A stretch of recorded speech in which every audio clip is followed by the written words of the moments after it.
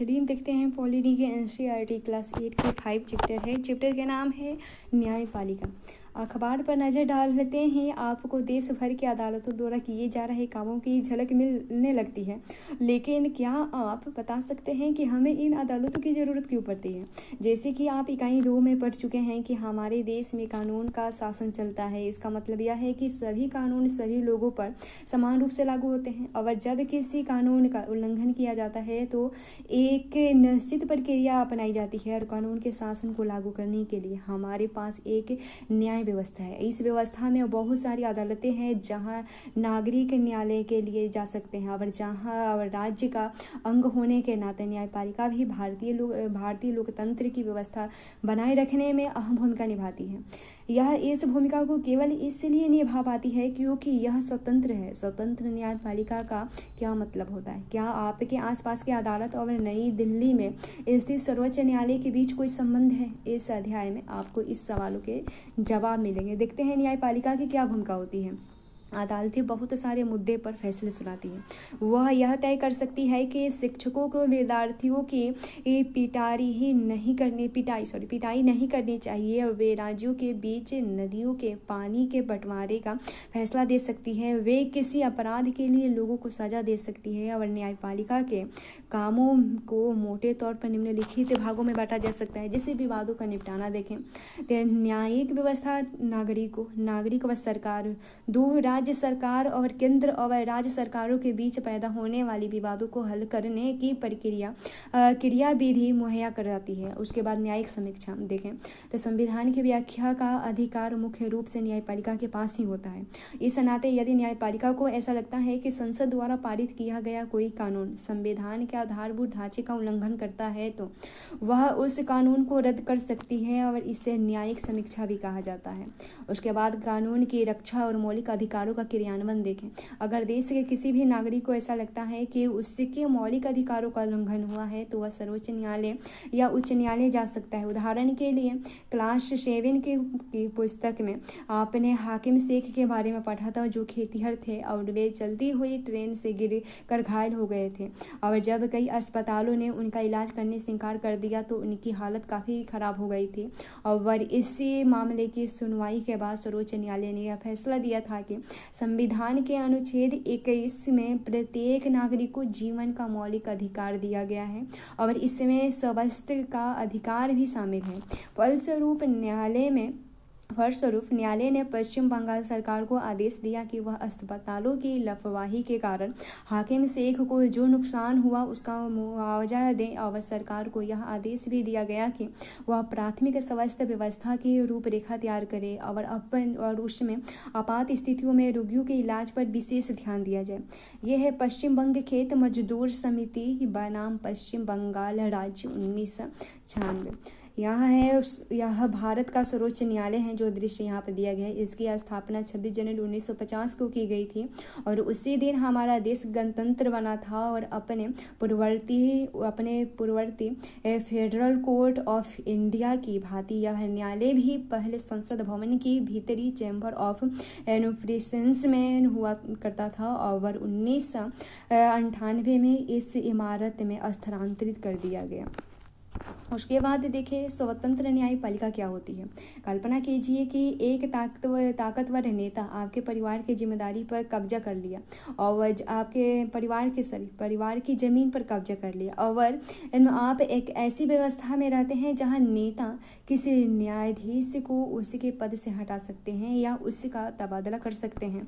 और जब आप इस न्यायालय को अदालत में ले जाते हैं तो न्यायाधीश भी नेता की हिमायत करता दिखाई देता है। नेताओं का न्यायाधीश पर जो नियंत्रण रहता है उसकी वजह से न्यायाधीश स्वतंत्र रूप से फैसले नहीं ले पाते। स्वतंत्रता का यह अभाव न्यायाधीश को इस बात के लिए मजबूर कर देगा कि वह हमेशा नेता के ही पक्ष में फैसला सुनाए। और हम ऐसे बहुत सारे किस्से जानते हैं जहां अमीर और ताकतवर लोगों ने न्यायिक प्रक्रिया को प्रभावित करने का प्रयास किया, लेकिन भारतीय संविधान इस तरह की दखल अंदाजी को स्वीकार नहीं करता। इसलिए हमारे संविधान में न्यायपालिका को पूरी तरह स्वतंत्र रखा गया, और और इस स्वतंत्रता का एक पहलू है शक्तियों का बंटवारा। जैसे कि आपने पहले अध्याय में पढ़ा था कि यह हमारे संविधान के एक बुनियादी पहलू है। इसका मतलब यह है कि विधायिका और कार्यपालिका जैसी राज्य की अन्य शाखाएं न्यायपालिका के काम में दखल नहीं दे सकती। अदालतें सरकार के अधीन नहीं है, न ही वे सरकार की ओर से काम करती है। शक्तियों की इस बंटवारे को दुरुस्त रखने के लिए भी यह महत्वपूर्ण है कि उच्च न्यायालय और सर्वोच्च न्यायालय के सभी न्यायाधीशों की नियुक्ति में सरकार की अन्य शाखाओं का कोई दखल न हो, और इसलिए एक बार नियुक्ति हो जाने के बाद किसी न्यायाधीश को हटाना बहुत मुश्किल होता है। और न्यायपालिका की यह स्वतंत्र अदालतों को भारी ताकत देती है, और इसके आधार पर वे विधायिका और कार्यपालिका द्वारा शक्तियों के दुरुपयोग को रोक सकती है। और न्यायपालिका देश के नागरिकों के मौलिक अधिकारों की रक्षा में भी अहम भूमिका निभाती है, क्योंकि अगर किसी को भी लगता है कि उसके अधिकारों का उल्लंघन हो रहा है तो वह अदालत जा सकता है। उसके बाद देखिए भारत में अदालतों की संरचना कैसी है। तो हमारे देश में 3 अलग अलग स्तर पर अदालत होती है। निचले स्तर पर बहुत सारी अदालत होती हैं और सबसे ऊपरी स्तर पर केवल एक अदालत है। जिन अदालतों से लोगों का सबसे ज़्यादा ताल्लुक होता है उसे अधीनस्थ न्यायालय या जिला अदालत कहा जाता है। और ये अदालतें आमतौर पर जिले या तहसील के स्तर पर या किसी शहर में होती है। ये बहुत तरह के मामलों की सुनवाई करती है। प्रत्येक राज्य जिलों में बटा होता है और हर जिले में एक जिला न्यायाधीश होता है। प्रत्येक राज्य एक उच्च न्यायालय होता है और प्रत्येक राज्य में एक उच्च न्यायालय होता है और यह अपने राज्य की सबसे ऊंची अदालत होती है। और उच्च न्यायालयों से ऊपर सर्वोच्च न्यायालय होती है। यह देश की सबसे बड़ी अदालत है जो नई दिल्ली में स्थित है। और देश के मुख्य न्यायाधीश सर्वोच्च न्यायालय के मुखिया होते हैं। और सर्वोच्च न्यायालय के फैसले देश के बाकी सारी अदालतों को माननी होती है। उसके बाद क्या विभिन्न स्तरों की ये अदालतें एक दूसरे से जुड़ी हुई है? तो जी हाँ, भारत के हमारे पास एकीकृत न्यायिक व्यवस्था है। इसका मतलब यह है कि ऊपरी अदालतों के फैसले नीचे की अदालतों को मानने होते हैं। और इस एकीकरण को समझने के लिए अपील की व्यवस्था को देखा जा सकता है। अगर किसी व्यक्ति को ऐसा लगता है कि निचली अदालत द्वारा दिया गया फैसला सही है नहीं है तो वह उससे ऊपर की अदालत में अपील कर सकता है। अपील की व्यवस्था को समझने के लिए आइए एक मुकदमे पर विचार करें। यह राज्य यानी दिल्ली प्रशासन बनाम लक्ष्मण कुमार एवं अन्य का मुकदमा है जो निचली दिल्ली से जो निचली अदालत से सर्वोच्च न्यायालय तक जा गया था। और 1980 के फरवरी महीने में लक्ष्मण कुमार ने 20 वर्षीय सुधा गोयल से विवाह किया था और वे दिल्ली में एक फ्लैट में रह रहे थे और यहाँ लक्ष्मण के भाई और उनके परिवार भी रह रहे थे। 2 दिसंबर 1980 को सुधा की अस्पताल में मौत हो गई थी। वह जली हुई थी और सुधा के घर वालों ने अदालत में मुकदमा दायर किया। जब निचली अदालत के सामने यह मुकदमा आया तो 4 पड़ोसियों को भी गवाह के तौर पर बुलाया गया और पड़ोसियों ने अपने बयान में कहा कि 1 दिसंबर की रात को उन्होंने सुधा की चीख सुनी थी और मामला जानने के लिए वे बलपूर्वक लक्ष्मण के घर में घुसे। वहां उन्होंने देखा कि सुधा के साड़ी से आग की लपटें उठ रही थी और उन्होंने सुधा को एक बोरे और कंबल में लपेट कर आग बुझाई। और सुधा ने उन्हें बताया कि उसकी सास शकुंतला ने उसके ऊपर मिट्टी का तेल डाला था और लक्ष्मण कुमार ने आग लगाई थी। मुकदमे के दौरान सुधा के परिवार वाले और एक पड़ोसी ने कहा कि सुधा के ससुराल वाले उसके साथ बहुत ज़्यादा मारपीट करते थे और उसकी मांग थी कि पहले बच्चे के पैदा होने पर उसके एक बड़ी रकम, एक स्कूटर और एक फ्रिज दिया जाए। और अपने बचाव में लक्ष्मण और उसकी मां ने कहा कि सुधा दूध गर्म कर रही थी कि तभी उसकी साड़ी में आग लग गई। और इन सभी बयानों और साक्ष्यों के आधार पर निचली अदालत ने लक्ष्मण, उसकी शकुंतला और सुधा के जेठ सुभाष चंद्र को दोषी करार किया और तीनों की मौत की सजा सुनाई।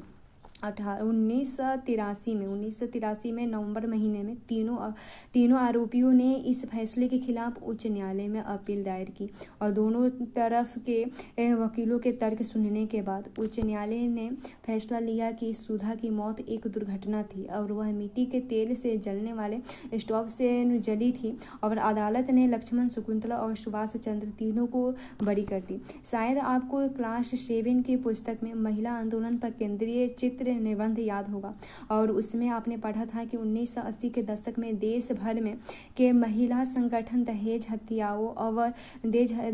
हत्याओं के खिलाफ आवाज़ उठा रहे थे और उन्हें इस बात पर दुख था कि अदालतें इस तरह की घटनाओं में दोषियों को दंडित नहीं कर पा रही है और उच्च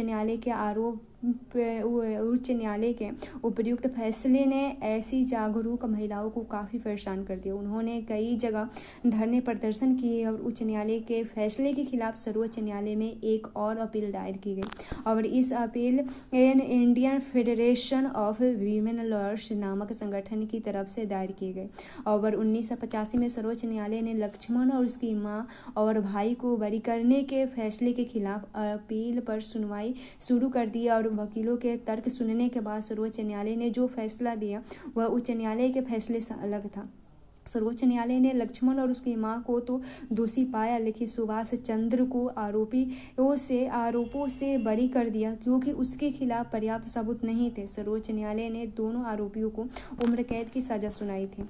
ऐसे ही यहाँ एक साइड में दिया गया है चित्र में कि अधीनस्थ अदालतों को कई अलग अलग नामों से संबोधित किया जाता है और उन्हें ट्रायल कोर्ट या जिला न्यायालय या अतिरिक्त सत्र न्यायालय, उसके बाद प्रधान न्यायिक मजिस्ट्रेट, उसके बाद मेट्रोपॉलिटन मजिस्ट्रेट, सिविल जज न्यायालय आदि नामों से भी बुलाया जाता है। यह रायपुर छत्तीसगढ़ के चित्र हैं। उसके बाद देखिए विधि व्यवस्था की विभिन्न शाखाएं कौन सी हैं। दहेज हत्या का यह मामला समाज के विरुद्ध अपराध की श्रेणी में आता है और यह आपराधिक या फौजीदारी कानून का उल्लंघन है। फौजीदारी कानून के अलावा हमारी विधि व्यवस्था दीवानी कानून के सिविल लॉ से संबंधित मामलों को भी देखती है और फौजीदारी और दीवानी कानूनों के बीच फर्क को समझने के लिए नीचे यहाँ तालिका दिया गया है। फौजीदारी कानून और दीवानी कानून। पहले फौजीदारी कानून देखें तो फौजीदारी कानून में ये ऐसे व्यवहार या क्रियाओं से संबंधित है जिन्हें कानून में अपराध माना गया है। उदाहरण के लिए चोरी, दहेज के लिए औरतों को तंग करना और हत्या करना। उसके बाद इसमें सबसे पहले आमतौर पर प्रथम सूचना रिपोर्ट या प्राथमिक दर्ज कराई जाती है और इसके बाद पुलिस अपराध की जांच करती है और उसके बाद अदालत में केस फाइल की जाती है। उसके बाद अगर व्यक्ति दोषी पाया जाता है तो उसे जेल भेजा जाता है और उस पर जुर्माना भी दिया जाता है। उसके बाद दीवानी कानून देखें तो इसका संबंध व्यक्ति विशेष के अधिकारों के उल्लंघन या अवहेलना से होता है। उदाहरण के लिए जमीन की बिक्री, चीज़ों की खरीदना, किराया, तलाक आदि से संबंधित है और प्रभावी पक्ष की ओर से न्यायालय में एक याचिका दायर की जाती है। अगर मामला किराए से संबंधित है तो मकान मालिक या किराएदार मुकदमा दायर कर सकते हैं। अदालत राहत की व्यवस्था करती है। उदाहरण के लिए अगर मकान मालिक और किराएदार के बीच विवाद है तो अदालत यह आदेश दे सकती है कि किराएदार मकान को खाली करे और बकाया किराया चुकाए। उसके बाद देखिए क्या हर व्यक्ति अदालत की शरण में जा सकता है। सिद्धांततः भारत के सभी नागरिक देश के न्यायालयों की शरण में जा सकते हैं। इसका अर्थ यह है कि प्रत्येक नागरिक को अदालत के माध्यम से न्याय मांगने का अधिकार है। जैसे कि आपने पीछे पढ़ा है कि न्यायालय हमारे मौलिक अधिकारों की रक्षा में बहुत महत्वपूर्ण भूमिका निभाते हैं। अगर किसी नागरिक को ऐसा लगता है कि उसके मौलिक अधिकारों का उल्लंघन हो रहा है तो वह न्यायालय के लिए अदालत में जा सकता है। अदालत की सेवाएं सभी के लिए उपलब्ध है लेकिन वास्तव में गरीबों के लिए अदालत में जाना काफ़ी मुश्किल साबित होता है और कानूनी प्रक्रिया में न केवल काफ़ी पैसा और कागजी कार्रवाई की ज़रूरत पड़ती है बल्कि उसमें समय भी बहुत लगता है। अगर कोई गरीब आदमी पढ़ा लिखा नहीं होता है तो उसका पूरा परिवार दिहाड़ी मजदूरी से चलाता है तो अदालत में जाने और इंसाफ पाने की उम्मीद उसके लिए मुश्किल होती है। और इसी बात को ध्यान में रखते हुए 1980 के दशक में सर्वोच्च न्यायालय ने जनहित याचिका की व्यवस्था विकसित की थी और इस तरह सर्वोच्च न्यायालय ने न्याय तक ज़्यादा से ज़्यादा लोगों की पहुंच स्थापित करने के लिए प्रयास किया और न्यायालय ने किसी भी व्यक्ति या संस्था को ऐसे लोगों की ओर से जनहित याचिका दायर करने का अधिकार दिया जिसके अधिकारियों का उल्लंघन हो रहा हो या याचिका उच्च न्यायालय या सर्वोच्च न्यायालय में दायर की जा सकती है। उसके बाद न्यायालय ने कानूनी प्रक्रिया को बेहद सरल बना दिया और अब सर्वोच्च न्यायालय या उच्च न्यायालय के नाम भेजे गए पत्र या तार यानी टेलीग्राम को भी जनहित याचिका माना जा सकता है। शुरुआती सालों में जनहित याचिका के माध्यम से बहुत सारे मुद्दे पर लोगों को न्याय दिलाया जाता था और दिलाया गया था और बंधुआ मजदूरों को अमानवीय श्रम से मुक्त दिलाने और बिहार में सजा काटने के बाद भी रिहा नहीं किए गए कैदियों को रिहा करवाने के लिए जनहित याचिका का भी इस्तेमाल किया गया था।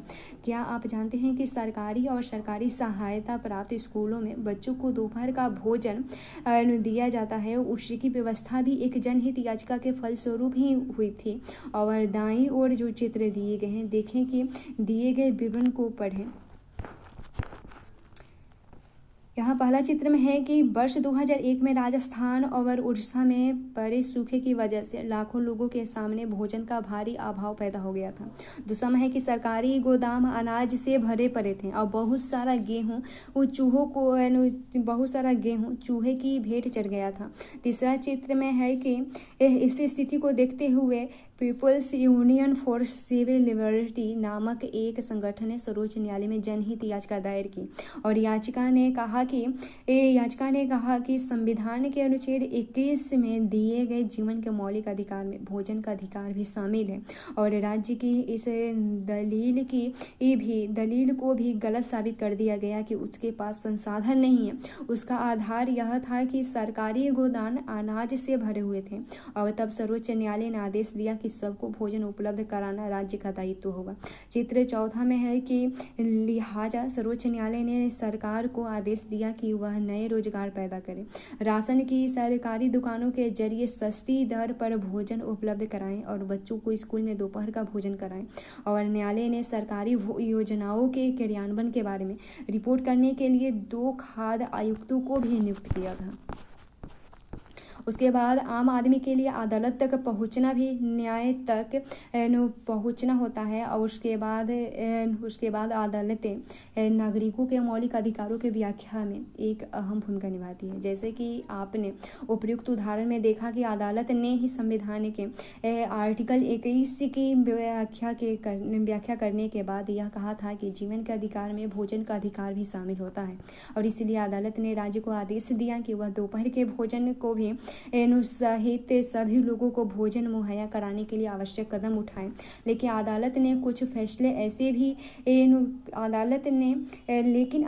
के फैसले ऐसे भी रहे हैं जिन्हें लोग आम आदमी के लिए नुकसानदेह मानते हैं। उदाहरण के लिए गरीबों के आवास अधिकार जैसे मुकदमा पर काम करने वाले कार्यकर्ताओं का मानना है कि बस्तियों या झुग्गी झोपड़ियों को बेदखल करने के लिए अदालत द्वारा दिए गए हाल के फैसलों पुराने फैसलों के विरुद्ध है और हाल के फैसलों में झुग्गी वासियों को शहर में घुसपैठों की तरह देखा जा सकता है।